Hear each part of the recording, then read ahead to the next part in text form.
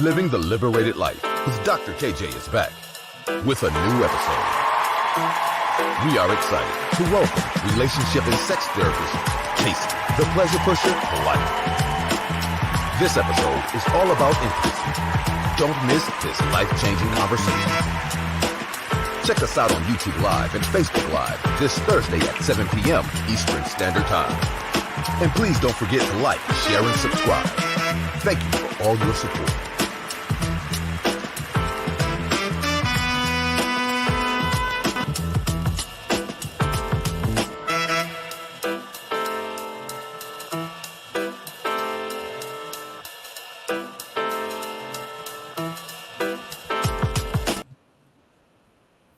Great day to each and every one of you. Welcome to Living the Liberated Life with yours truly, Dr. KJ.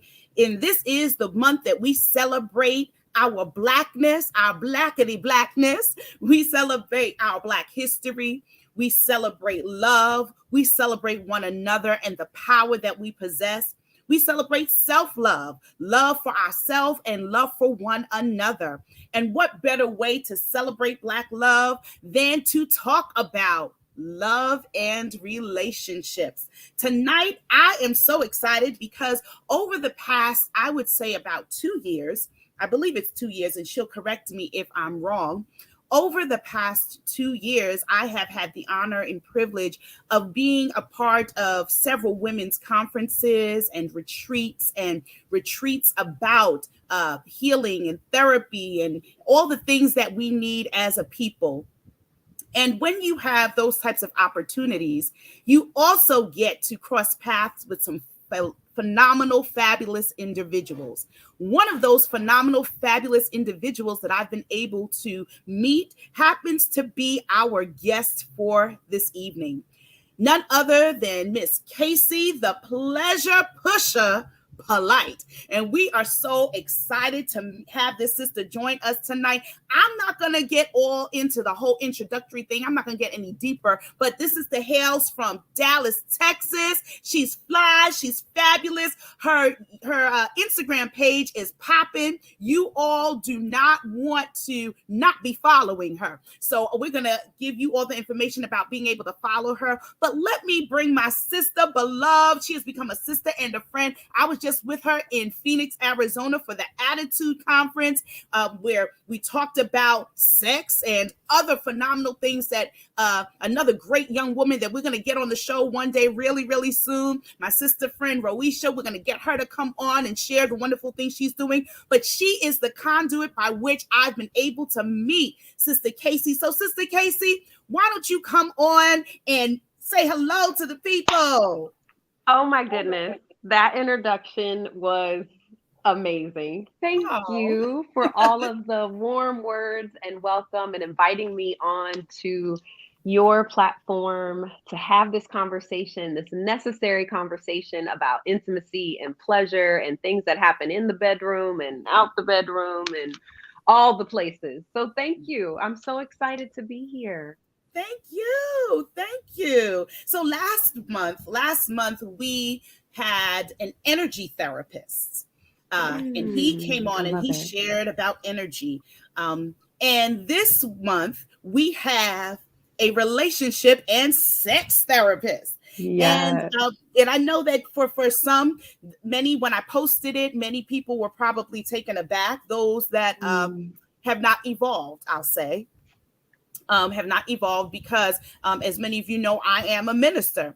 And they think that ministers don't know nothing about sex. We don't talk about sex in the church. And that happens to be a challenge, I believe, I would dare say, that we don't talk enough about sex and sexuality and all of those things in the church. But we'll get more into that later on.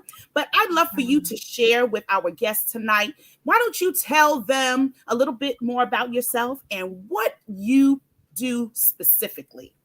Absolutely. So I am Kaycee Polite. I definitely affectionately refer to myself as a pleasure pusher because it is my passion and agenda to push the principles of pursuing pleasure in all areas of your life, specifically in the areas of the bedroom.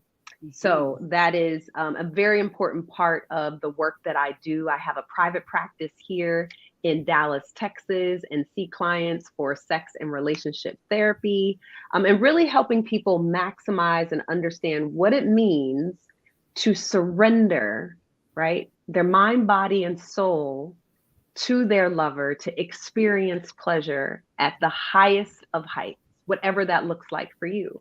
Right. But there's so many things that we have to uncover to get to that place. And that's the work that I get to do. Wonderful, wonderful, wonderful. So let me ask you, let's just dive right on in, sis. Let's just dive right on in. Okay. Can you tell us or speak to the difference between sex and intimacy? We hear both of these terms all the time. And oftentimes we believe that because we're having sex, we are being intimate, right? But can you speak to that? Absolutely. I'm so glad you brought this up at the beginning of the conversation so that we all can be clear about the definitions that we're working with today, right? Sex and intimacy are often used interchangeably. Yes. But that is incorrect. You can have sex without intimacy, and you can have intimacy without sex. Okay? The thing to understand about sex is that is only speaking to the physical aspect of whether that's through words, through touch, that's connecting to arousal. It's a response, period. That's it. And I want to be mindful that we say words or touch, because we all know what it was like in high school on the phone, having phone sex. That was sex. Right. There was arousal that happened based off of the words, right? So it is a physical thing connected to words or touch. Intimacy is entirely different. Intimacy is about connection. Intimacy is being seen, being heard, and exploring vulnerability. So when we think about intimacy, we can have emotional intimacy, we can have physical intimacy, and we can have sexual intimacy. So that is the difference between sex and intimacy. That's why some people can have sex without an intimate connection, because they are not worried about being seen and heard on a deeper level. They're focused on the physical. Right. Just the feeling, the immediate, the feeling or the result at the end of the feeling, as opposed the to act. Right. Okay. Interesting. Very interesting. And so what would you say in your practice about what percentage of individuals are just having sex versus the percentage of individuals that are more in an intimate space? That's a good question. So when I think about, I have a lot of clients who are married and have amazing sex in their marriage, but they do not feel emotionally close. Right? Then I have, and maybe it's 60%, I'm going to say about 60% of the couples that I work with experience challenges with emotional and physical intimacy that's disconnected from sex. Okay. And since you went there, let's go here. Many individuals have experienced trauma around sex, right? And it doesn't have to be it doesn't have to be the violence of it necessarily. It does not have to be rape or any of those types of things. However, there is still a level of trauma that can be centered around just the sexual experience, which then puts people in a position where they don't desire to be intimate, or they're not able to release themselves to that vulnerability. Can you speak to the trauma that many individuals experience around sex and sexuality? Absolutely. And I'm going to go out on a limb, honestly, and say that most people have had some form of sexual trauma. And when I say that, I'm putting that in two different categories. There's a category where someone did not get to say yes, right? So we're talking about non-consensual sexual experiences. Right. That's one form of trauma. The other form of trauma that I see is the trauma of going into a sexual situation, lacking the education and knowledge and understanding of who they are sexually, getting themselves in a situation where they can't even fully understand how it's impacting them or how they should show up. That can be traumatic. Right? So I think everyone in some way has experienced some level on this continuum of trauma. And it really bothers me, the lack of cohesive and comprehensive sex education that we have available for our young people. But let alone that, us older folks, right, where we were in 5th grade, separated into 2 rooms, boys, girls, we learned about menstrual cycles, right? And having a baby and not what it actually meant to be in an emotional space to have sex. Like the act of having sex. What did that mean? How does it impact the chemicals in our brain? You know, why is it that people feel close to someone they had sex with, even if they're not emotionally close? Like all of these things are important. And I think that speaks to the type of trauma that we've all experienced on some level. Interesting. So you mentioned 2 things that kind of jumped out at me. One of the things you shared was the ability to be consensual, to say yes, right? And so oftentimes the trauma is connected to that, but many people engage in sex. I said, yes, I'll do this, but I did not say, yes, I'll do that. Right? And so, good point. Can you kind of speak to that? There are levels to this. Yes. Absolutely. Right. And so I think in relationships, one of the things that's important to do is have a conversation about your yeses, your nos, and your maybes, right? These are different sexual acts and experiences that you definitely want to have. You're saying, this is a firm boundary, I do not. And then you have this other category that's like, depends. Maybe with more education, maybe once this relationship has strengthened, maybe in certain situations, right, that can change. But having a general conversation about that is very important. And that's one that we don't learn how to have that conversation. Right. The focus of sex is typically just penetrative. Even when you say sex, people often think of it one way. Correct. Because I know when I put the flyer out, sis, some of the responses, I said they're thinking about it in one way. In one way. And that is limiting our ability to experience the fullness of sexual experiences. Just like we have limited, and I'm just going to put out there, foreplay, right? A lot of times people have 2 to 3 moves, Dr. KJ. That's it for foreplay. And it's usually centered around genitalia. That's it. As if there are no other parts of us that can be stimulated to create arousal and desire. So let's talk about that. Valentine's Day is what? Next is less than a week. It is. It's next Tuesday. Next Tuesday. We have a few people that are on the line. They only have 2 or 3 moves, 2 or 3 things that they do in or out of the bedroom, wherever they may choose to do whatever they do. And keeping in mind that we are in an open forum and we cannot speak as plainly as we may want to. Can you share with us what is foreplay? And how do you do this thing called foreplay?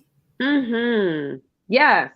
So there is an amazing psychotherapist by the name of Estelle Perel who has done a lot of research on foreplay and intimacy. And one of the things that she says I love, she said that foreplay begins right after your last orgasm. This is not something that is designed to just take place right before the main act, right? The main event, right. Correct. So foreplay is designed to create anticipation, to allow space for flirting, to create mystery, connection, and yearning. That needs to be happening in different pockets throughout your entire day. It is not something that happens 5 to 10 minutes right before the main event. Yeah. And that's that emotional intimacy. That's the physical intimacy, right? That's the light kiss on the earlobe when you're walking by your lover in the kitchen, right? That's sending the thinking of you text along with an article or a song that made you think about them, right? That's foreplay. And so many brothers, I've heard brothers say when it comes to foreplay and things of that nature, I've heard brothers say things like, you a punk if you doing all of that, yo, just, that becomes the, it's not manly for some. For some men, they believe that a man, it's the divide and conquer, it's hit it and quit it, it's get in there, get what you want, and that's that, right? However, there is something to be said for lack of better terms, allowing the food to marinate, right? In time to season the meat, no pun intended, and be able to indulge when it's been properly marinated and prepared. Yeah. Absolutely. So what you described may be a very typical alpha male perspective, right? And so one of the things I do in my work is help expand that concept to understanding that there's power in foreplay. You don't have to give up your dominance because of an act that may seem connecting on an emotional or sensitive level. You still can maintain power in that position. And so it takes a reframe and it takes looking at it differently to embrace it and just try, because you have no idea what the response may be. Yeah, I learned something. Somebody's making fun of my seasoned meat comment. That's okay. I remember you and I had this conversation before. When I was in seminary, there was a woman who shared a story, because you alluded to this, the fact that when we were in school, you go from one side, the ladies are in one end and the men are another one, and you're talking about trying something new, just trying something different, and, things like that. This woman, she was raised in the church most of her life, and she was taught that sex was bad. Sex is not good. That's what she was taught as a child. She now entered into adulthood, and she still had that seed planted in her head that sex is bad. You don't do it. It wasn't sex is not good at this time, or in its true season, you ought to, blah, blah, blah, blah. It wasn't that. It was just sex is bad. And so she gets married, and she gets to her honeymoon night or her wedding night. And when it was time for her to take off her clothes, go ahead, indulge, she was very squeamish. She did not want to take off her robe. She didn't want to do this. She didn't want to do that. And she was not able to enjoy her wedding night. And as a result, she was not able to enjoy many other nights subsequently. And she then ended up getting a divorce. I'm sure there were other things at play. However, she was never able to enjoy sex with her partner because of something that was planted in her head as a child.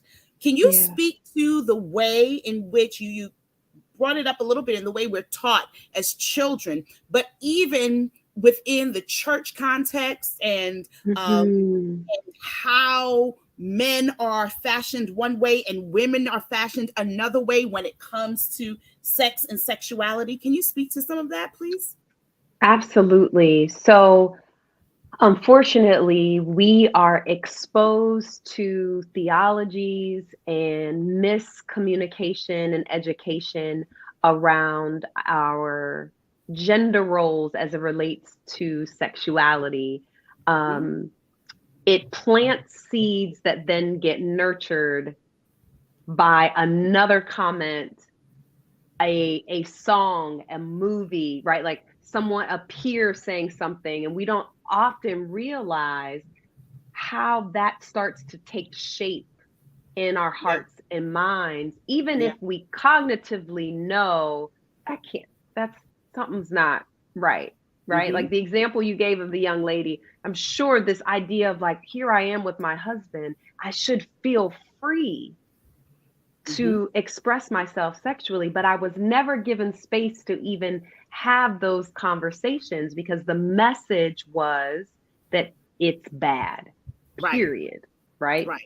And so there's a lot of fear-based, condemnation-based information that blocks people from being open to talk about sex and pleasure. Yeah. It's one of our viewers tonight, a classmate of mine from college. He says porn has messed up a lot of folks because it is voyeurism. So I think that porn has created a space for people to get a skewed view of sex and intimacy, right? It is designed for entertainment, but oftentimes people view it as factual. And because they see it that way, they then have expectations for how it should look in their life. That's good. That's when there becomes a problem, because then there isn't even communication about, it's people often hide that they watch porn, but then they go with their partner, expect them to do something that they saw in a video that they never even talked about. And then now they're upset and dissatisfied because their lover isn't doing things that they thought people do because that's what they saw on the film. Right. And no one has had a conversation about, okay, what does this mean for me? What do I like? What do I want to experience? Right? That's the key. So it's all about how people see porn. Like, what is the purpose? It is not designed to give us this wealth of knowledge about how we should interact in a sexual situation. Now, I will say that there is ethical porn where everyone is consenting, right? There are even married couples that provide video of their lovemaking or sexual experiences. That's considered an ethical porn, where people actually can have a realistic view of how sex can and may look. But we can't use absolutes. That's how it should be, or this is how it always is, right? That's part of the challenge. And then how do you determine, or how does, one of our viewers, how they say, okay, how do I determine what I like versus what I don't like? And I think you alluded to it earlier, and I see my sister out there in Phoenix. She said, just try. There are some things that you will try. I mean, it's you can't base what you like and what you don't like based on what you and your girlfriend said over mimosas, or based on what you and your boys were talking about at the barbershop, right? You are going to have to try some things to see if that floats your boat, if that takes you there. Because the reason why some individuals are not able to reach this euphoria, if you will, is because they're not willing to go outside the boundaries that have been set. Would you agree? 100%. And the challenge is, okay, think of it this way. How do you know if you like a restaurant? unless you go. And you could go to the restaurant and try one entree and you might not like that entree. But that doesn't mean that the other entrees on that menu aren't good. But you won't know unless you give it an opportunity. Yeah. Sex and pleasure needs to be approached with exploration, not with specific expectations. And that's again, it's all about shifting your mindset. If you look at it through the lens of being curious, of exploring, of learning your partner, of expressing love and intimacy and erotic energy, then you have a different experience. Then you can laugh in the middle of it and not feel embarrassed or feel like you have to look a certain way. Then you can be present without worrying about how does my thigh look? How do I look? Right? Like what's happening? Because our insecurities get activated when we're vulnerable. Yeah. And when you are naked, you're vulnerable, right? Yeah. So there's a lot of self-judgment that happens in these sexual experiences because people think that they should have the capacity and knowledge to do certain things that they may not know how to do or experience. And that's okay. Very nice. Someone said exploration, not expectation. Love it. That's right. Yeah, that's good. That's really good. That's rich. So since I asked you, I need some play-by-play, blow-by-blow. I need you to give us some what should a sister, let's just say there's a sister out there that she needs to, or a brother that needs to ignite the flame because they've just been doing it the same old way all the time. She needs a little variety. They say variety is the spice of life. What would you say are three things that any couple should employ over the next few days as we make our way through this love season? I love it. Okay. 3 things. So, tip number 1 is to incorporate all of the senses into the sexual experience. So, when we think about auditory, do you have a sensual playlist? Is there music? Do you want an ocean wave in the background so you can feel like you're on a beach? You want to connect to all of the senses. Smell, do you have incense? Do you have a candle? Be intentional about creating an environment that is conducive to pleasure. And it's connecting to all of the senses. You might need to take those sheets off and throw some satin ones on. Or you might need to not do it in the bed. So tip number 2 would be take an audit. Where did you have sex the last 5 times? And for those who are listening, I really want you to think about this. Where did you have sex the last 5 times? You likely 4 of those 5, it was the same place. So the second tip would be choose another space. This is how you create a new experience. Now, maybe you're saying, look, Kaycee, I live in New York. I'm in about an 800 square foot. I don't have a lot of space, right? Or I'm in a studio. That's fine. Maybe you always do it in the bed. It's time to do it on the ottoman. It's time to use a chair, right? All right. Did you say kitchen? Did you say the kitchen? Did we say kitchen counter? I was just wondering. Did we say bathroom sink? Okay. Okay. You just took a moment of silence.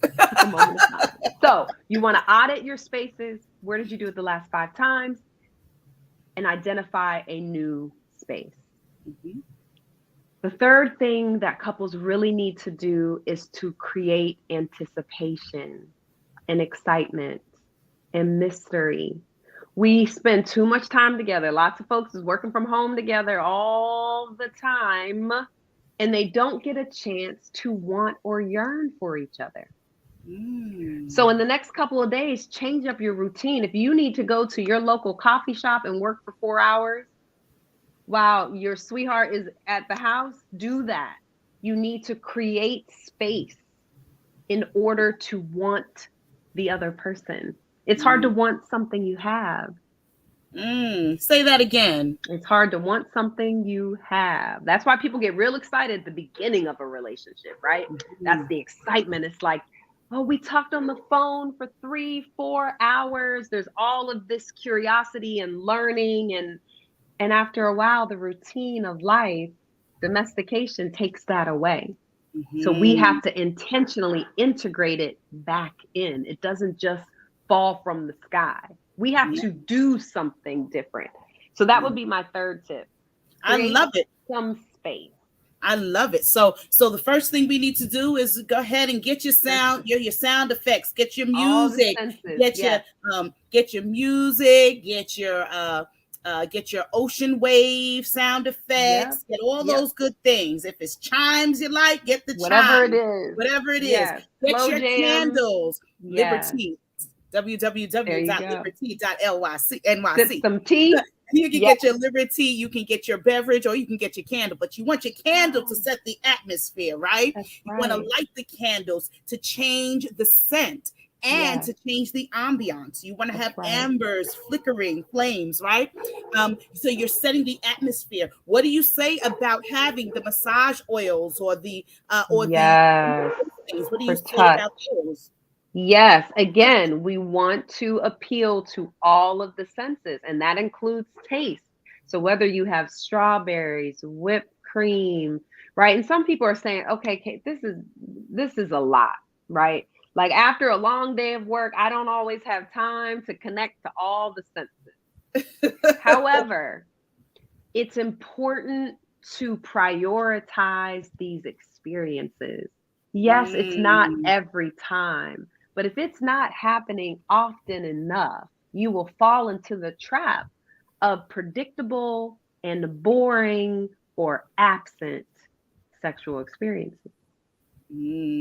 Interesting. So we have all of those things, and then you're encouraging us to change the atmosphere, change the place.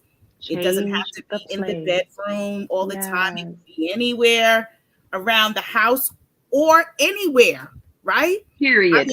Anywhere. Right? Anywhere, period. Other than your bed, right? Yes. So we're going to leave it there. We'll go ahead and allow your imagination to run wild, right? And then the third and final point was to create the longing, right? To create the longing. So we've always heard that absence makes the heart grow fonder. And so if it means that you're not speaking to each other every hour on the hour throughout the day, if that has been your typical ritualistic way of doing things, then you kind of change that up. And you don't change that up and become sensitive and think, oh, they must be seeing somebody else, or she must be. They may be changing things up so that when you do get back together, it's flames, fire, right? You want to miss each other.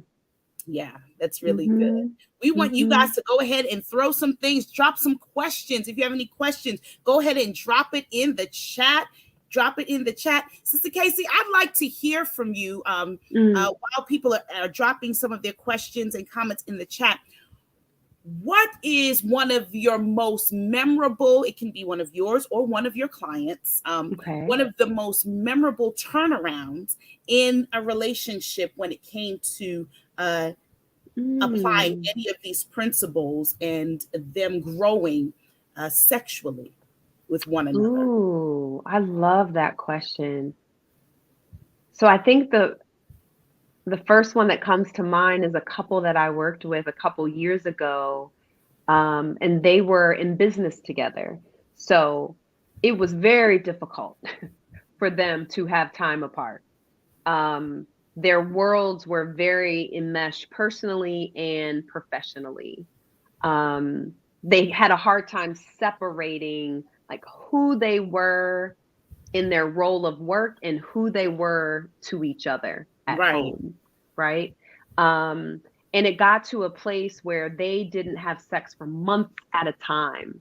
And it created a lot of emotional distance as well. And one of the things that they started to do that I think made a huge difference is they started doing quarterly staycations in their city. So every three, and they planned it out for the entire 12 months. They had to with their schedule. Every 3 months, they went to a different 4 or 5-star hotel in their city for two nights. For two Love nights. It. Yes. And they, I encourage them to bring adult toys, to buy new undergarments and lingerie, right? And to create intimate, memorable experiences in new places. And it made a huge difference for them. Yeah, Nice. it really did. Nice, nice. So talk to me. You just brought up something. You brought up toys. Yes, Sister Kaycee. I did. What you mean by toys? I did bring up toys. Toys have definitely been a bad word. There's a lot of negative connotation connected to it. I've seen couples fall out over toys. I have seen men get jealous over toys. I have seen people use language like, you cheated on me because of a toy. Really? Absolutely. I've heard couples have conversations saying that I can't do what that toy does. And so I'm feeling insecure about providing pleasure. Right? I've seen people say, I don't want to become dependent on this toy. So again, it comes back to knowing your body and being educated, because everyone is different. There is no one size fits all. So clients often ask me, can I use my clitoral vibrator every single day? Is it going to desensitize me?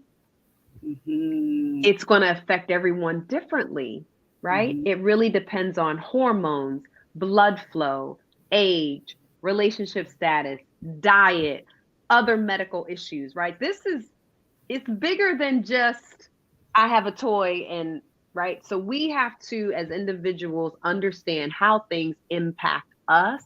And we need to stop looking at everybody else and what's happening for them, right? So that we can understand, well, what is it? What do I need? Some women, when they use a toy, it enhances their desire and arousal, and they end up having better sexual experiences and more intense orgasms with their partner.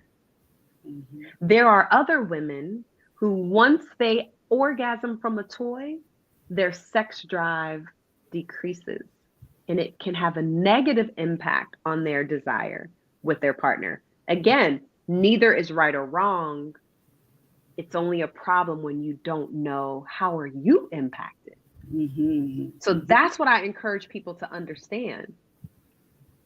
How do you respond? And again, you're not going to know unless you explore. Incorporate your partner with your toys. And if something feels good, enjoy it. Enjoy it. Nice. Very good. Very good. I feel a little awkward tonight because this is a little sidebar, because my older sister, I have older brothers and older sisters, but I'm having this conversation about sex, and one of my older brothers and one of my older sisters are on the line tonight. And it's so I know funny. That feeling. Yes. It's so funny because my brother says, make it hot. And I'm like, oh. Right. So, but we grown, but it's just funny. It's just really funny because I'm like, oh my goodness. No, it truly has been a taboo topic. Listen, this is not something that people talked about around the dinner table growing up, or even being around two parents that expressed affection openly, right? So you talk about having a conversation about what's going on in the bedroom. A lot of people have never even seen their parents, if they were together in the house, kiss, hug, flirt, right? At all. So it's understandable for it to feel awkward. Absolutely. When my mom joins my lives on Instagram, even though I talk to her openly, right, about sex and pleasure now as an adult, but I still get a little like, oh my God, that's my mom. Like, that's my mom. Right. Right. Yeah. So yeah, it was just a little weird thing. We do have quite a few questions coming up in the chat. So we want to address some of these questions. Yeah. I'll come back to that one. This one is asking, two people actually are asking for you to talk about menopause and sex, and what do you do if she's experiencing perimenopause and hot flashes? And while you're answering that one, this is a term that I've never heard before. What do you do if he is experiencing andropause? That's how it's pronounced. So I think might kind of go together, and then I'll ask the others. Absolutely. So really what I'm hearing, the question is around what happens when the sex hormone, right, that you have that impacts drive and pleasure decreases as we age. And that's what's happening.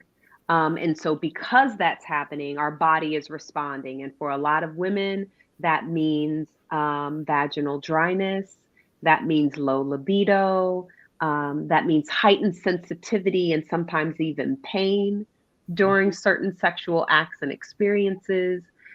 So I always suggest in those situations to make sure you're getting the medical support, because this is a holistic approach. Make sure you're getting medical support to help with some of the symptoms, right? The hot flashes and things like that. Find out what medically a treatment plan is to support that. Some doctors may suggest hormone replacement. Some people don't want to take that route, and that's okay. And they may want to use natural herbs and change things with their diet. But the point is, are you kind of aggressively pursuing some type of support to address it? The other thing is to change your expectation about what sex and pleasure looks like. Sometimes part of the problem is that we just want it to look the way it used to look, but it can't. It's like a loss. So you have to grieve the loss of that season of your life and embrace this new one and understand that you still can experience it, but it's going to look different. And in order for it to look different, you're going to have to do some things differently. So one of the things that you often need to incorporate is lubrication. Again, sometimes a bad word, but it often gets a bad rap because people feel like I'm broken and now I have to use this substance to help me. We need to keep the focus on pleasure and connection. Nice.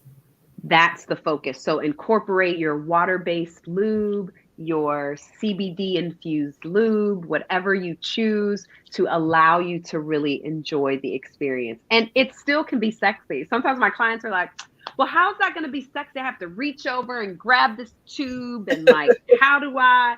Listen, you can hide like a tube under your pillow. You can have some in different places in the house. I advocate that women take the perspective of staying ready and being ready because it can happen anytime. So, especially if you're going in different places, right?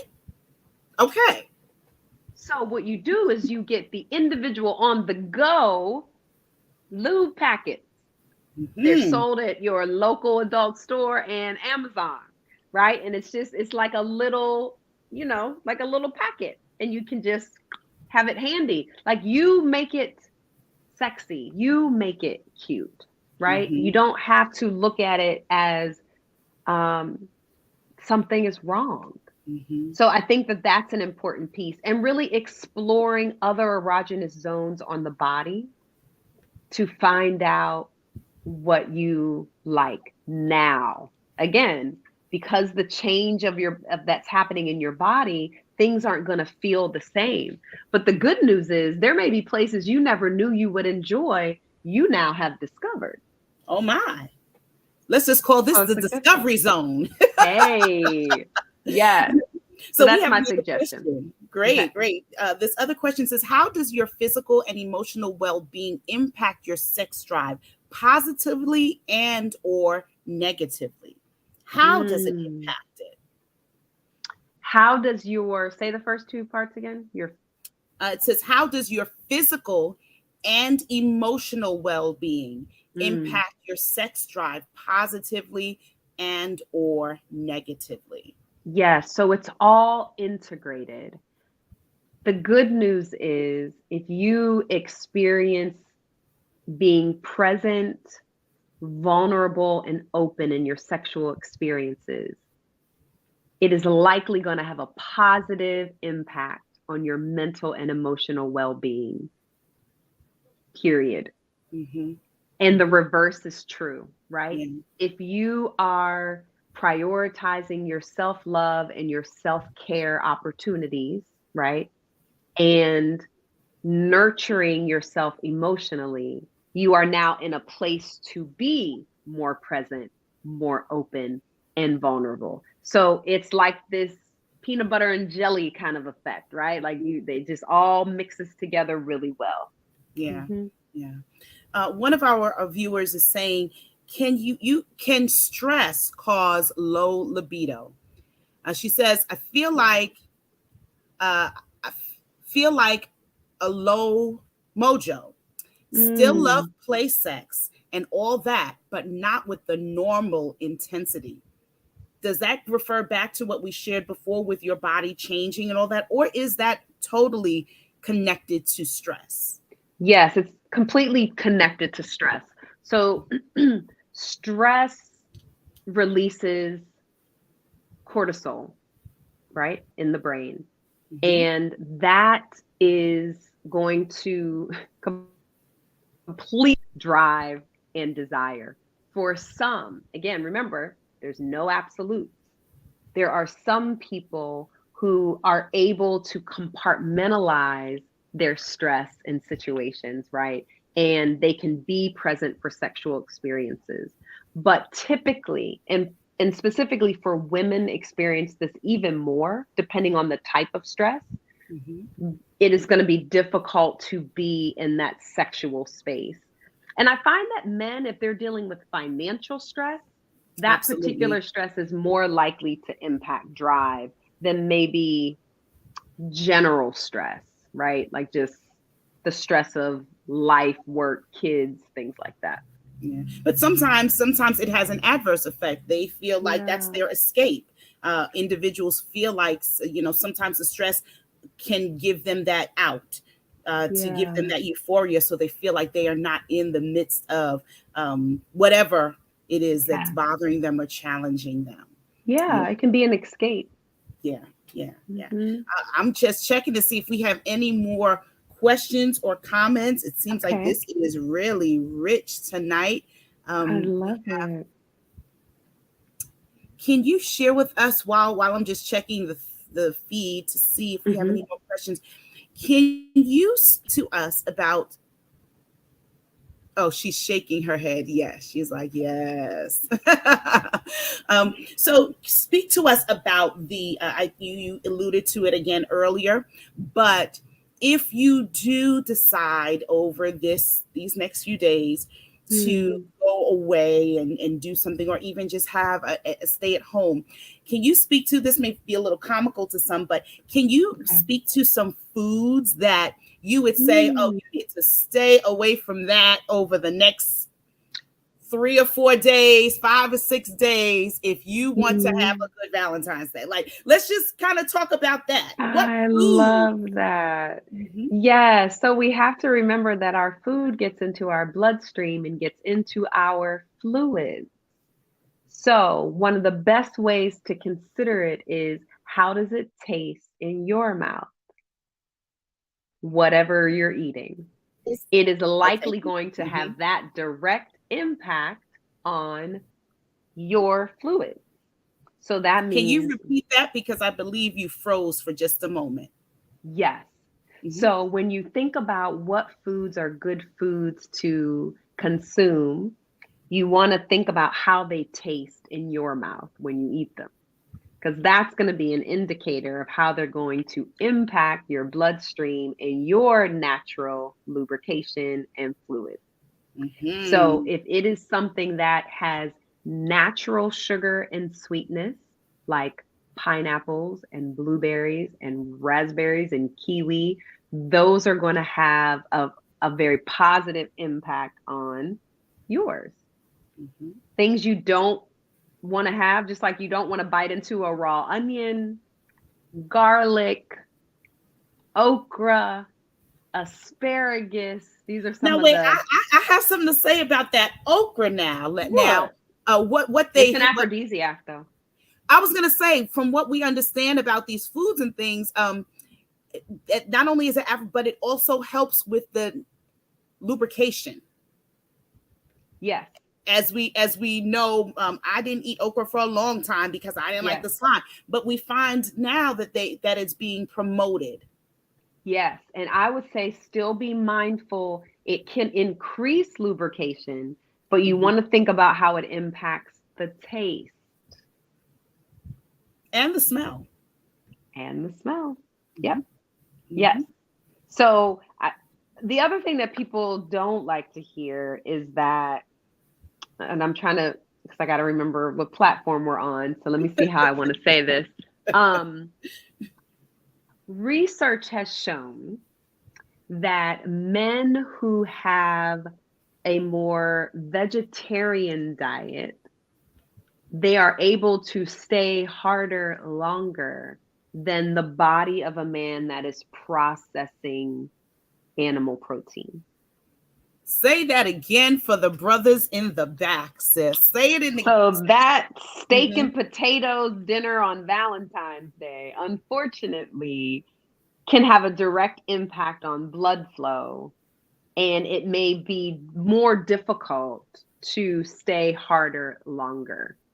So there was, but wait, I gotta tell you this. I gotta tell you about this study. Listen, they did this study that showed what happens to a man in his sleep when he consumes plant protein versus animal protein.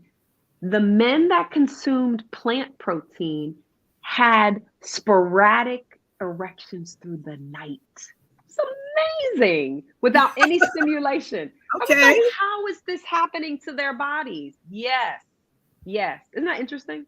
I know, just want to throw that out there. It may be the dreams, the dreams. It may be something going on in their dreams, but whatever it is, it's working for them. Yeah. So you're telling us for Valentine's Day this weekend, if you're going out, you're being taken out, and you plan to be intimate, not to have broccoli, okra, garlic. Don't have the garlic. Asparagus. Broccoli is okay. Broccoli is okay. Now it will create more gas. I don't think it's okay then. If it's gonna create more gas, then I don't think it's okay then. Listen, personally, that's not the aroma. Yeah. I'm thinking about the fluids still, right? Because there's a lot of good vitamins in broccoli. So I want to. We don't want anything to clash with the aromatherapy candles, right? Yeah. And so leafy greens. You need to have leafy greens, iceberg spinach. Yes, spring mix. Include that. And you can have the strawberries, the blueberries, the chocolate covered strawberries that I love, right? Go for it. Have all of those wonderful pineapple. Things. Yeah. Yes. So here we have a question. Should a relationship end if the sex can't or won't improve?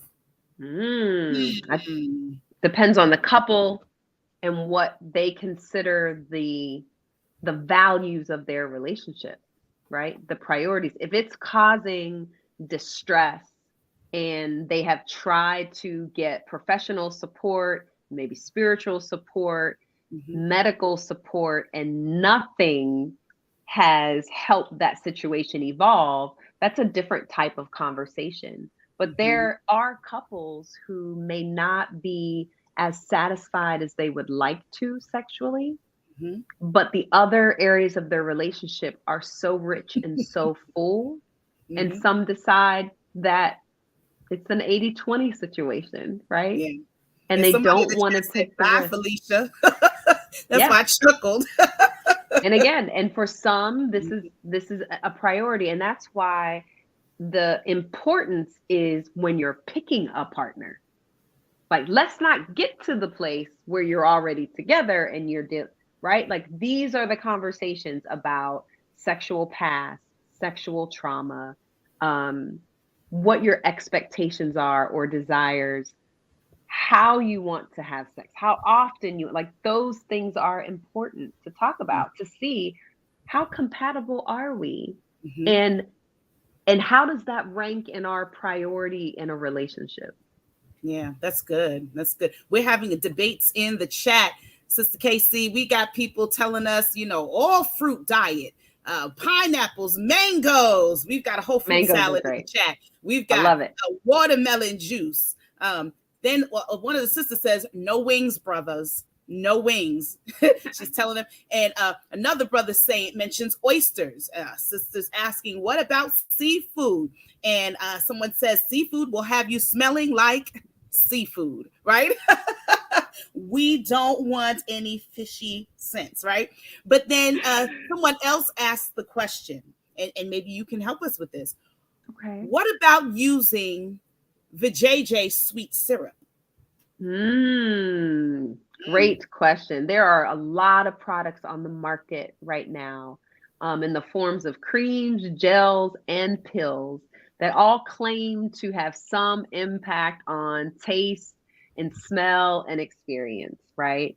And so I think women have to be very careful about their vaginal pH and disrupting that, which can lead to bacteria infections, yeast infections. So we have to be careful about what we are inserting, for sure, in and looking at ingredients, right?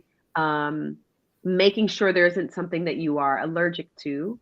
And some people want to experiment. And you have a right to do that. It's your body. I think that you just have to be really careful and mindful. And some of those promises don't deliver because there's so many other variables involved. But I do have some clients that have used different things and they love it. They said they have a great, response, and that's something they want to do. And I have others that said they would never, or they got an infection. So again, find out what works for your body. That's the important part. And we have to be mindful of some of the things, to your point, that we see online with, every other person you see has a JJ wash, or, there was a trend where people were using the boric acid pills and inserting them in the vagina. The vajayjay downstairs.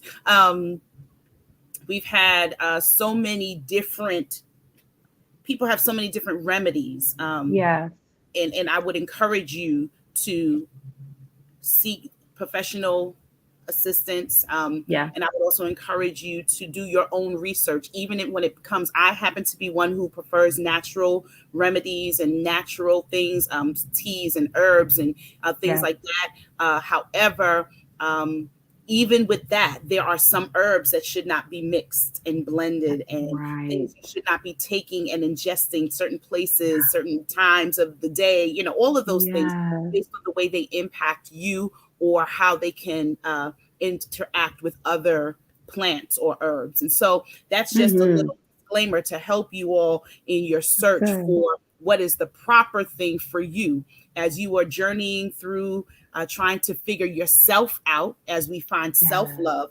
And to that point, we're talking about self-love.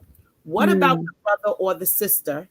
And I know we have to be very cautious about how we talk about this tonight, but what about, and even in the perspective of the church community and all of those things, but what about the brother or the sister who says, I feel like it's better for me to take care of myself, right? As opposed to going out there this weekend and just linking up with someone and having a one-night stand. I think it's better for me to get the sex toy or get the, any of those other things that we spoke about earlier. What do you say to that, to the individual who says, look, I'm going to have some wine and I'm going to take care of me? How often do you hear that? And is that something that we should be mindful of? Yes. So I hear that from a lot of single folks who are frustrated with online dating and swiping and getting catfished and really uncomfortable with the way dating happens now, right? In 2023. The best way I can answer that is to make sure that whatever decision you make, you understand why you're making it. Right? And it's not coming from a place of hurt or a void, but really being clear about what it is that you believe in for yourself, how you value yourself, and the experiences that you want to have. Yeah. That's important. Yeah. That's the best way I can answer that. Yeah. I think people have to search within to determine what is going to be best for them and connect it to their values. That's the piece that we often miss. It's not grounded in a belief. And so you just kind of do something just because, and it's not in alignment with anything. You have to understand the why. Yeah, that's good.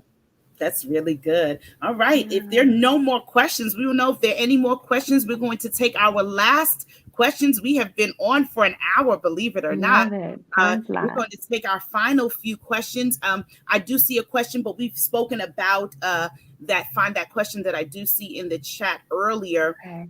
We spoke about they mentioned, what about watching porn together for arousal?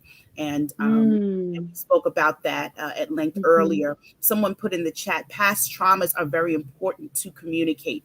And I'd love for you to just go ahead and share a little bit about that. The past traumas, how important those are to communicate, and how do you communicate them? And not only how do you communicate that, but how do you communicate, I want to try this? Yeah. Okay. So speaking to how to communicate about past traumas, consider that you have a library of stories that come with you that you have to introduce to someone that you're with. And you should do that one book at a time. And the reason I say that is where there's often an error is someone throws all the books at once. Here's all my stuff at one time without evaluating the other person's capacity to hear it and process it. Because you also don't know how that might trigger something in their library, in their story. So my suggestion is a little bit at a time, not too soon, and always ask someone, can I share something with you that I experienced that was very difficult and hurtful that I'm still healing through? Is this a good time for us to talk about it? Because that person may say, I want to hear it. I love you. Today's not the day. Or this environment right now isn't the space, but let's create time and space to have that conversation. Yeah. But you should ask someone if they're ready for it. That's good. Yeah. That's good. So that's the piece on that. And then the other piece you speak of is, how do you communicate that I want to try something, right? The challenge with the communicating something new, the other person often feels like this means I'm not doing a good job. Or I've heard some of my sisters say this too. When they want to experiment or try something new, they hear from their spouse or their significant other, where you learn that? Yes, that's such a common response. Where you learn that? Yes, and honestly, you have to look at that as the other person is either offended, feeling some level of insecurity, right? Or it really amplifies potentially a trust issue. It's a whole nother thing that's happening when they say that. You have to listen to. So why is the first thing you're wondering is, where did I get this information? Right? We're in an information age. We're getting information bombarded all the time. Right. So to me, that's a red flag. And I think that needs to have a separate conversation, right? But going back to, I want to try something new, I think it's important to have that conversation. Again, asking if it's a good time. Always start with sharing what is working well first. Don't just come in with, we need to do something new. No. How about So how would it sound? It would sound like, I love when you da da da da da da da. Or remember last night when I noticed you did this. I really enjoyed that. I got a lot of pleasure from that. Or that was sexy when you did that. Or did you see how my body responded to you? Did you notice how much I enjoyed that? Right? Like having that conversation. And then you add, you know what? I think we should try. It's not just, this is something I want to try. I think we should try X, Y, and Z. Y'all taking notes? I hope y'all taking notes. Yeah. So and I think that can help. So what goes along with that is someone says, what about sex games? Right? Yes. So the role playing, we alluded to some of that stuff earlier with the changing up the scenarios, but it doesn't necessarily not have to be you going somewhere, but you can put on a different outfit. Look, sisters are wearing wigs all the time. Listen, you know, role playing is great. There's a lot of bedroom games in your phone's app store. There's a truth or dare game that's a lot of fun. There's games where you can roll in your phone dice. app. I got my phone right here. I will. Hold on, let me pull it up. Y'all want to know? Y'all want to know about some of these games, don't you? Yes, these are great for Valentine's too. Hold on. Yeah, I'm gonna tell you my favorite. While she's looking up the tools and some of these little things that we're going to put in our toolkit, as you can see, we have scrolling on the bottom how you can follow Sister Kaycee at K-Spot Therapy on Instagram. And listen, she gets a little bit more, how can I say, we're keeping it PG tonight, right? But she'll give you a little bit more. And then you can schedule a one-on-one session with her. You want to do that. Schedule a one-on-one session with her. All right. So go ahead. Tell us which one. What are we looking up? Let me get Okay. So one of my favorites is called Dirty Sex Game for Couples. So now why gotta be dirty? That's what they decided to call it. Okay. But again, it's all about how you think about the word dirty, because that does not have to have a negative connotation. It can have an erotic connotation. And that one is fun because they have these different like truth or dare things to spice up your relationship, how to raise the temperature. It's cute. They have a lot of cute ones on there. So that's the Dirty Couples Games? Is that the one? Yep. That's what it's called. Okay. Dirty Sex Game for Couples with the heart. Yep. Okay. And then the other one is a dice game, and it's called Sex Roulette Couples Game.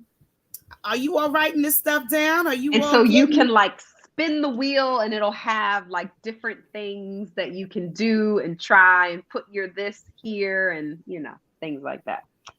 Let me see. Those are probably my two favorite. I'm not keen on that one. Now, a great app to have just to take out on a date to foster conversation about sex and pleasure is the Gottman deck. And that's Gottman, Gottman deck. And it was designed by a couple who was our psychologists, very well known in our field for doing research, longitudinal research on couples. And they created these card decks that have open-ended questions to explore sensuality and pleasure, and even just getting to know your partner on a deeper level outside of the bedroom. And those are fun to I use them personally. And so my husband knows when I get that phone out and I'm like, let me see what questions on the Gottman deck tonight. And it's fun. It's a lot of fun. Yeah. Cool. We have one more question. I think it's just one more, but I believe we have one more question. And I think it's a good place to end. And the person is asking, what happens if you just don't get turned on? Is it time for therapy? That is a great question. The best thing to consider is this a drastic change from how you were before, Mm-hmm. right? So we want to understand, what is your kind of baseline for desire and arousal and libido? Is it a concern that something has changed drastically? I would highly recommend sex therapy or coaching, right, to be able to start to process that. But maybe you've always been this way, right? We are in a very high sexual culture, which makes people who do not have high sex drives feel like they're supposed to. And that's Mm-hmm. not true. Mm-hmm. Some people just don't, and that's all right. They have to understand still, what does it mean to embrace who they are sexually, and that's where therapy and coaching can help, right? I think it can help at any stage, because either you're in crisis or you're dealing with an issue, or you want to be on the preventative end. So Nice. anywhere along that spectrum, just being able to talk to someone in a space that's confidential, that's safe, where there's no judgment, there's so much growth that can happen there. Yeah. Yeah.